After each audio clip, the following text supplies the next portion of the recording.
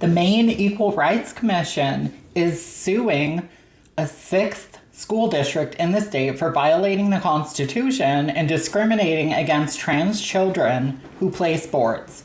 So this is an article from Maine Public Radio. It says the Maine Human Rights Commission is suing a sixth school district alleging discrimination against trans students. Turner was added to the lawsuit on Friday following a school board vote that aligns the district's policy with an executive order from President Donald Trump that seeks to ban transgender athletes from participating in girls' sports. Boo, we don't like that. The Human Rights Commission first filed a lawsuit in November against schools in Hodgdon, Sullivan, Livermore Falls, Baileyville, and Richmond. The commission alleges the schools have adopted policies that violate state human rights law. It's asking a Kennebec County Superior Court judge to order the schools to repeal them. So, I want to say good luck to these Maine school districts and all the trans students. These anti-constitutional policies set by Republicans are hurting trans children all across America. All data, research, and statistics tell us that trans people are put in severe danger when they're forced to use the wrong restroom. Not only that, but right now, trans children are developing UTIs from avoiding going to the bathroom for their own safety, and some are not eating or drinking at all to avoid having to use the bathroom.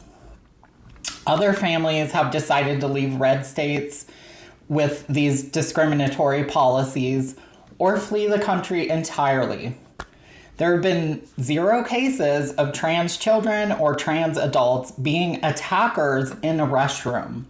In fact, it's the opposite. Trans people, particularly trans women, are harassed, violently assaulted, and sometimes even murdered just for using the bathroom. Men follow trans women into the bathrooms, whichever bathroom they use. The anti-trans bathroom ban solution from the right is to check women's and little girls' genitals before they can enter a bathroom. Obviously, this is highly dangerous for all women, not just trans women. This is predatory, disgusting, trauma-inducing. They want to check women's and little girls' genitals before using the bathroom. So the real predators here aren't the little trans boys and girls. They are adult, cisgender men. And we need to address that this is all a distraction to take attention away from the real predators that have infiltrated our government to protect the largest child sex trafficking ring in world history, all while cutting funding in all areas of American life so they can enrich themselves. And while they are forcing a personal ideology onto the American public, a majority of Americans do not align with these beliefs. And that's why Republicans always eventually fail. Their policies are designed to protect corrupt CEOs and rich pedophiles, and no one else. There are no Republican policies that actually help the real issues we face in America. Trans people playing sports is not a real problem.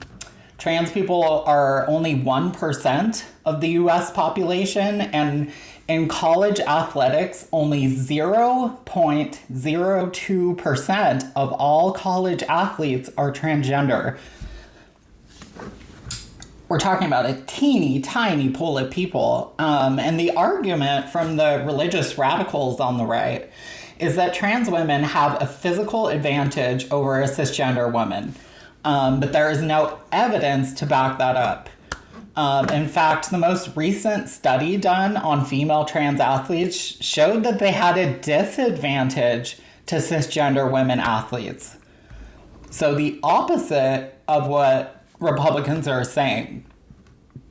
And the argument that they make doesn't address the fact that women, cisgender and transgender women, all have different types of bodies, sizes, heights, etc., bone size, muscle size. So, say for an example, a trans woman is on a sports team, but she's the smallest woman on the team.